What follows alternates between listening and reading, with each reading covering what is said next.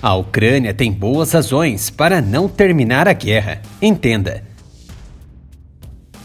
O progresso da Rússia no leste e no sul da Ucrânia está sendo monitorado de perto, pois suas forças parecem ter intensificado os ataques a essas regiões, tendo reorientado seus ataques para longe do norte da vizinha e da capital Kiev. As forças russas agora procuram assumir o controle total da região de Donbas, no leste da nação, a fim de criar uma ponte terrestre da Rússia à península ao sul, território que anexou em 2014. Diante do conflito iminente, as graves ações por parte da Rússia e também a grave expansão dos Estados Unidos com a OTAN nas fronteiras mais próximas da grande nação russa cavam um abismo ainda não infinito entre as relações das duas partes, dando sinais que a guerra está longe do fim. Diante disso, para espanto de muitos, a Ucrânia também tem muitas razões para não terminar a guerra por meio de um cessar-fogo prematuro, nos termos russos. Seus militares tiveram um desempenho surpreendente. Diante dos ataques por uma das maiores potências militares do mundo, as forças ucranianas repeliram a Rússia no norte e nordeste do país para longe da capital Kiev. A Ucrânia mostrou que a tenacidade e o moral, aumentados por drones e armas antitanque modernas transferidas pelos Estados Unidos e pelos membros da OTAN, fortaleceram as capacidades defensivas de um exército pequeno. A Rússia tem uma boa chance de perder esta guerra? Não, é preciso ser franco, tem poucas chances. A Ucrânia, portanto, tem uma boa chance de resolver a guerra em termos melhores do que as concessões territoriais e geopolíticas que Moscou atualmente quer de Kiev. Seria difícil para o governo de Kiev não lutar por melhores condições, por meio de mais avanços no campo de batalha e uma repulsão da ofensiva da Rússia no leste. A continuação das ofensivas russas e o apelo de Zelensky por mais armas e financiamento pelo Ocidente complicou as negociações sobre um possível futuro cessar-fogo. A Rússia tem como alvos infraestruturas e militares posicionados no leste, mas causou baixas civis, apesar de estar colaborando para a evacuação de muitos por todo o flanco leste. Na visão do Ocidente, um cessar-fogo prematuro em termos russos faria com que a Ucrânia entregasse parte do território que a Rússia tomou desde o início da invasão em 24 de fevereiro. Possivelmente também incluem as cidades de Kharkiv e Mariupol. Putin também buscaria maiores concessões sobre o status militar da vizinha. Zelensky já concordou em não aderir à OTAN, mas desarmar e desmilitarizar as forças ucranianas restringiria a soberania, tanto no abstrato quanto no terreno.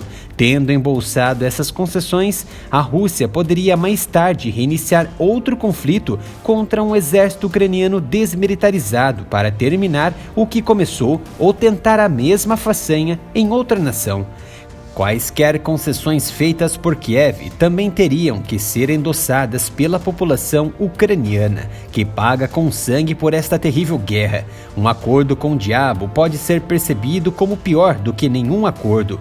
Zelensky conseguiu angariar apoio internacional para o país. As bandeiras ucranianas parecem que substituíram as das grandes nações, numa retórica de tudo pela Ucrânia, sem embossarem qualquer anúncio de conversações entre as partes, tudo visando a venda do petróleo americano que ninguém quer enxergar. Os custos de um fim rápido para esta guerra podem ser muito mais altos para a Ucrânia do que para a Rússia. Esta última, caso o conflito termine e as concessões fiquem sob vantagens dos ucranianos, certamente seria uma catástrofe para o governo Putin.